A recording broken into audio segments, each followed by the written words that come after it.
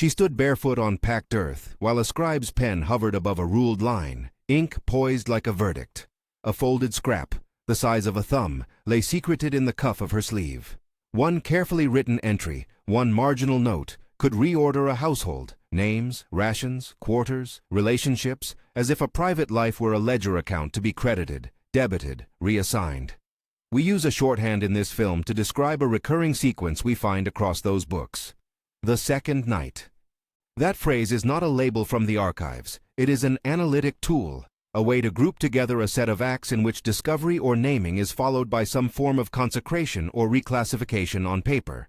Calling it the second night helps us see a pattern, but it does not pretend the records use that word. And when the title of this piece invokes Pharaohs, understand that word immediately as a rhetorical frame, a way to ask what concentrated authority does when it seeks to make intimacy legible. We are not arguing that pharaohs and early modern household masters performed identical rites. We are asking how power, across context, translates private life into administrative fact. The household in these records is an institution with its own organs, the master and mistress, stewards who keep the accounts, overseers who supervise labor and movement, ministers or pastors who adjudicate moral authority, and scribes who convert disputes into ink. The ledger, whether a bound account book, a ledger sheet in a steward's chest, a ministerial register, functions as the household's spine. Its columns measure not just grain and money, but names, statuses, and permissions. A single verb in a ledger entry, assigned, reassigned, entered, corrective service, functions like a law. It relocates a person within the household's economy. Listen to an example entry, paraphrased from a ledger page in the county archive, box 12, folio 43.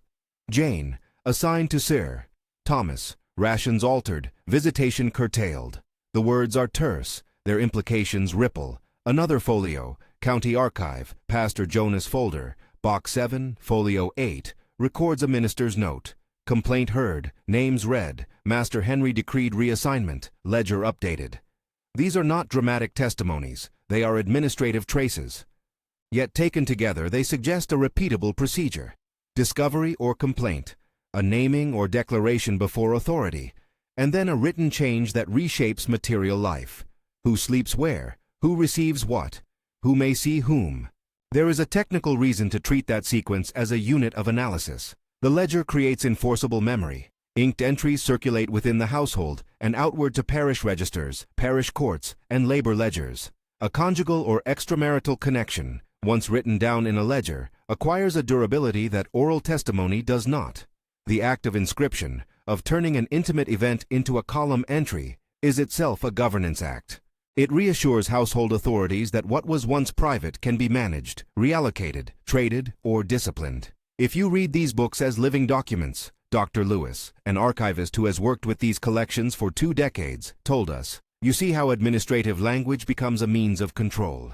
The ledger is not neutral, it adjudicates relationships the same way it adjudicates debt. Professor Andrews, a social historian, adds, we're often tempted to treat these as mere accounts, but the verbs, assigned, designated, consecrated, are performative. They change the social reality they record. If this sounds like a legal proceeding, it is because many of these sequences unfold like small tribunals.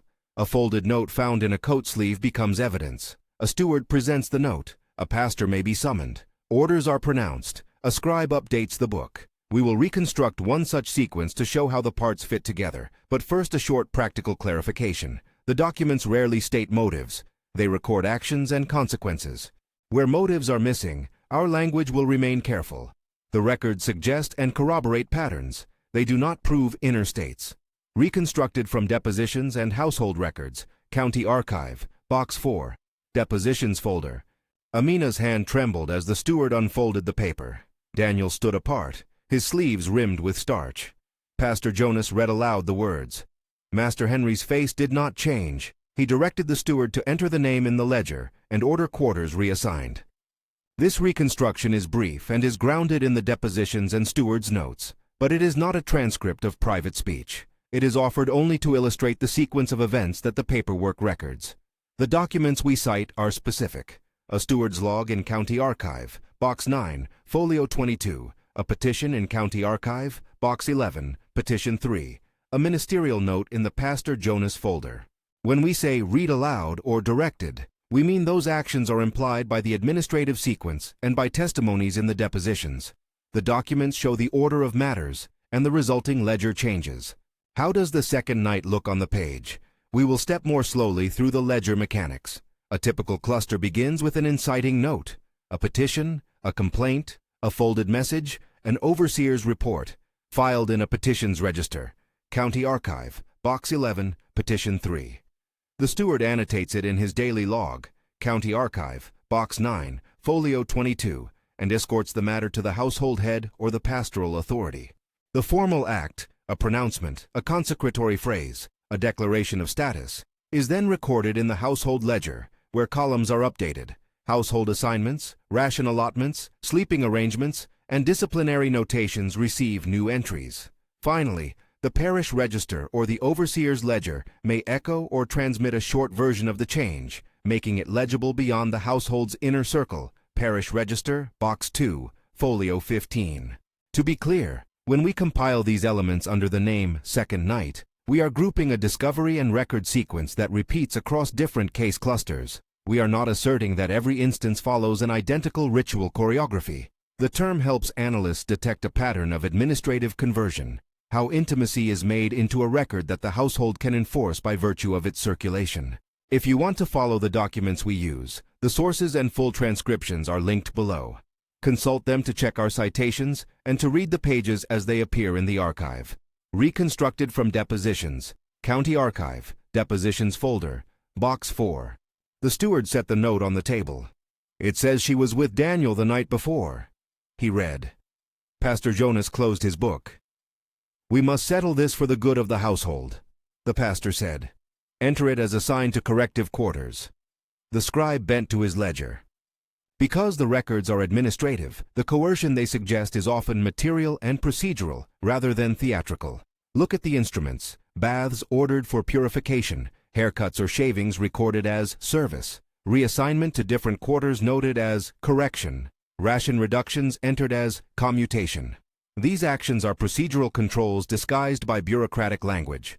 The ledger's neat columns render them legible and enforceable. There are also quieter instruments of power: ration tokens clipped, signature stamps affixed, visitation privileges recorded as box entries, an overseer's marginal note, visits curtailed until further order, reads like a leash. When a ledger changes a person's ration allocation from full to reduced, it is not a mere accounting shift. It is an immediate material consequence. But archives also hold traces of refusal. Hidden between pages, in seams and hems, we found letters folded into sleeves, initials stitched into collars, marginalia that contradict the ledger's claims. These are acts of resistance, small, clandestine ways to preserve counter-memory. A stitched cuff is one of the most potent counter-archives. Someone took a thread and sewed initials into the linen so that even if a ledger erased a name, the cloth remembered. In one case, recorded in a petition, County Archive, Box 11, Petition 7, a woman complained that the ledger had reassigned her son to a different master. Beneath the petition, a separate note, a hidden letter, implored the steward to remember his proper lineage. The stitch does not reverse the ledger entry, but it preserves a personal truth that the book sought to overwrite. We also find administrative attempts at erasure. Folios show trimming at their edges, ink blots scraped thin, entries overwritten. These physical gestures, cutting a margin, rubbing away an ink line, are as deliberate as any decree. Recovering those erasures is painstaking work. It requires patience and the right light. Raking light reveals what the eye otherwise misses, Amelia, a conservation specialist, explains. When you tilt the page under a low-angle light, you see indentations and scrape marks. Multispectral imaging will sometimes show wiped ink residues. These technologies let us read a palimpsest of decisions. In one case, County Archive, Box 12, Folio 43, a ledger line that had been carefully scraped away returned under raking light as a ghostly trace, the original name faintly legible, a witness to a prior administrative act.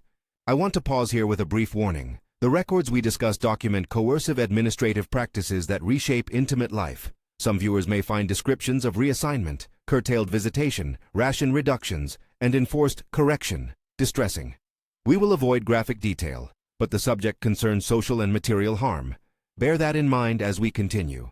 When the archival cluster affords multiple types of evidence, a petition, hidden correspondence, an altered ledger page, the documents can act like a Rosetta set. They triangulate an administrative reality. A petition reveals complaint. A steward's log shows the movement of the complaint through the household mechanisms. A ledger entry shows the material consequence. That triangulation strengthens an interpretation without erasing necessary humility. We can say this set of documents corroborates a sequence of governance. We should not claim an airtight motive for every actor. Consider the case we have been tracing, the folded note found in Amina's cuff, the depositions recorded by a clerk, the steward's ledger entry that followed. The petition and the altered ledger page together suggest a pattern. The petition frames grievance. The ledger renders it enforceable. Professor Andrews notes, individual documents are discrete. It's only when you align them that the ledger's role as an instrument of social ordering emerges. But alignment is an interpretive act. We triangulate, and we remain careful about how far we draw causal lines. How did households secure compliance beyond ink? Administrative rituals often included small public performances, a pastor's pronouncement before witnesses, a steward's reading of a ledger line in the presence of servants, the physical removal of a person's bed from one quarter to another. These acts communicated that what the ledger declared had social force. Paper gave the household a language of legitimate ordering. Yet paper is imperfect. Where the ledger claimed silence, people left counter records. Hidden letters tucked in hems, initials stitched in cuffs, a sober marginal note in a parish register that says, "Person denies." These are the archive's dissenting voices. Their existence complicates the ledger's apparent finality. They show that memory is contested even in the moment of inscription. Recovering these traces requires both sensitivity and technical care. Conservators caution against amateur handling. Amelia warns, do not pry at bindings. Do not attempt chemical cleaning without training. Surface examination and non-invasive imaging are the ethical starting points. Institutional practices, protective gloves, phase-appropriate imaging, consultation with curators, protect fragile materials and their contexts. We will now walk through a reconstructed tribunal sequence to show how these elements cohere. Each line is brief and prefaced, reconstructed from depositions and steward's log, county archive, depositions folder and steward's log, box 9. Reconstructed from depositions and steward's log, county archive, depositions folder and box 9. The steward presented the folded note at the morning muster. Pastor Jonas read the words aloud. Master Henry asked who had seen. The overseer stepped forward. The scribe updated the household ledger. Daniel, reassigned. Amina, visitation curtailed. Rations adjusted. Pastor Jonas recorded a short entry in his register. That reconstruction is compact by design, because the records themselves are usually compact. The drama, to the extent it exists, is administrative. The stewards move, the ledger changes, rations follow. Sometimes, however, the ledger's changes ripple outward to legal or civic consequences. A child's name entered as assigned in a household ledger could later appear in a parish register with an altered paternity note. Decades on, a descendant searching for lineage discovers a mismatch between family memory and parish entries. The genealogical fallout is real. Families can be split across records that tell competing stories. For modern descendants, those archival divergences create obstacles to claiming identity, inheritance, or simply comprehension of family history. We should say plainly, archives hold the power to include and to exclude. A change in a ledger might make a person legible to the household, but invisible to kin, or vice versa. That administrative power has civic consequences. For genealogists, the work is often painstaking, cross-referencing ledgers, parish registers, wills, and petitions to reconstruct a life that one book tried to make legible in a particular way. Which brings us to the question the title asks provocatively. What did Pharaohs do in secret that history tried to erase? That phrase is meant to provoke a comparative question, not to assert a literal continuity. Across time and place, centralized authorities, whether imperial rulers, plantation masters, or household heads, have used bureaucracy to enclose intimacy. The comparison is structural. Concentrated power transforms private relationships into administrative objects. The metaphor of a pharaoh is useful to imagine the scale of authority, but it must remain a metaphor. Societies and documents differ, the rituals and legalisms differ. We are drawing an analogy about the mechanisms of governance, not claiming identical rights. When historians look at large polities, empires, states, or centralized households, the same administrative logic appears: naming, registering, designating status. A royal archive that lists concubines and lineage performs a similar operation to a steward who updates rations and quarters. Both make private relations legible to a ruling apparatus. Both use paper, or stone in other contexts, to render intimacy into something the state or institution can measure and manage. But the moral and legal frameworks differ, and the comparison must stop there. Comparative claims are analogies that help us see mechanisms, not equivalences that erase historical particularity. There is also a methodological point that follows from this comparison. If power claims a person on paper, the recovery of erased traces is both a scholarly and an ethical task. Archivists, historians, conservators, and descendants each have roles. The archivist's job is to preserve material and context. The historian's job is to interpret without overclaiming. The conservator's job is to make fragile traces legible without harming them. Descendants' needs call for accessible copies and responsible mediation. Those roles intersect when records are contested. We have already mentioned some of the technical approaches: raking light to reveal scraping and indentations, multispectral imaging to recover erased inks, digital photography to preserve fragile folios, careful conservation to stabilize bindings and hems so hidden letters can be safely removed from sleeves for study. Dr. Lewis describes a typical recovery workflow. We start with a non-invasive survey, then consult the conservation lab. If imaging suggests an erased line, we prioritize a digitization protocol that avoids any physical intervention. Only when necessary and under strict conservation oversight do we separate folded letters from garments. Legal and ethical constraints guide that work. Once a fragile hem reveals a letter of intimate content, archivists face questions about access. Who gets to read it? How should it be published? Many institutions have developed protocols for descendant consultation.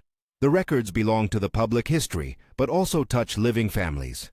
Ethical practice requires transparency, sensitivity to privacy where appropriate, and a willingness to work with claimants. Small acts of resistance, stitched initials, hidden petitions, deserve amplification. They remind us that the ledger's apparent finality was contested at the time. A woman who stitched initials into her cuff was not only making a private mark, she was asserting continuity against a record that sought to sever it. In that sense, the cloth becomes a counter-archive with its own evidentiary weight. That counter-archive also suggests a practical pathway for recovery and advocacy. If you are a descendant encountering confusing or painful entries in an archive, consult a professional archivist before attempting to handle materials. Ask for digitized copies of the folios in question. Ask whether the repository has conservation and imaging services. If you cannot visit, request high-resolution images and transcriptions. If you suspect a hem or a cuff contains a folded note, let a conservator assess the object. Institutions vary, but many will work with claimants to facilitate access while protecting fragile materials. There are wider civic lessons here as well. Archives need resources. The act of turning intimacy into administrative fact had political and material consequences for the people recorded. Contemporary societies have an ethical duty to ensure that the records documenting such consequences are preserved, accessible, and contextualized. Digitization programs that prioritize inclusive metadata, that note alternate names, counterclaims, and stitched counter-memories help redress an archival asymmetry that historically favored administrators' perspectives. Support for local archives matters in practical terms. Funding stabilizes conservation labs, enables multispectral imaging projects, and supports staffing for descendant consultation. It also ensures that the margin notes, the folded petitions, and the stitched cuffs receive the attention they deserve. Preservation is a civic act that honors both the written record and the lived lives it sometimes tried to erase. Our work in these archives suggests several modest best practices for researchers and for institutions. Researchers should triangulate. Do not rely on a single ledger entry to make large claims about motive or identity. Seek petitions, parish registers, wills, and depositions for corroboration. Institutions should invest in non-invasive imaging and make clear provenance statements available for each excerpt cited. When publishing sensitive material, scholars should include contextual notes that explain the limitations of interpretation. And descendants should be invited into the research process, with institutions prepared to assist with copies and with ethical mediation. Before we close, return with me to the emblem that has guided this film's final image: the stitched cuff.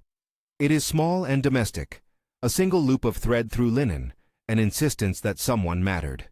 It resists the ledger's neat columns. It both remembers and conceals. In one archive case, a cuff bearing faint initials matched a scraped-away name found under raking light in the ledger on the same folio, Box 12, Folio 43. The stitch did not reverse the reassignment, but it preserved a claim against it. The ledger will keep its columns. Administrators will keep their languages of assignment and correction. But archives are not simply instruments of forgetting. They are contested spaces. Under careful light, erased lines reappear. Sewn initials surface. Hidden petitions speak across generations. The act of archival recovery is as much about acknowledging the ledger's authority as it is about recovering the voices it tried to silence. If this story resonates with you, consider supporting the institutions that preserve these materials. Local archives, conservation labs, and digitization projects need resources to continue this work. They are the only intermediaries that can responsibly mediate between fragile folios and living descendants. Support your local archive. Advocate for digitization and for staff who can perform careful imaging and descendant outreach. If you are a descendant seeking answers, reach out to the archive before attempting to handle original materials. Ask for high-resolution images, consult with an archivist, and request information about conservation policies. History's power to reorder intimate life is not limited to rulers with distant titles. From household masters to governments, from stewards to palace scribes, central authorities have often translated private relations into administrative facts. The second night, as an analytical label, helps us see a recurrent administrative sequence: discovery or naming followed by consecration on paper and material reassignment. That pattern is not unique to any one culture, and invoking Pharaohs is a metaphorical way to think about what concentrated power does in secret, but only a metaphor. The careful comparative eye recognizes structural similarities without collapsing historical difference. Look again at the stitched cuff, a loop of thread, a remnant of cloth, a human insistence. It is a small thing, but it complicates the ledger's claim to finality. It asks us to be attentive, to use the archive not as an instrument of erasure, but as a place of recovery and care. It demands patient methods, ethical attention, and public support. Support local archives. Support digitization that preserves hard-won traces. If you are a descendant, consult an archivist before you handle fragile materials. If you are a scholar, triangulate documents and name the limits of your claims. The ledger may decide a household's order on paper, but recovery work restores dignity to the lives recorded there. This is not a tale of monarchs alone. It is a study of what authority does when it seeks to make intimacy legible. It writes, it declares, it rearranges, and sometimes it meets resistance sewn into the very fabric of life.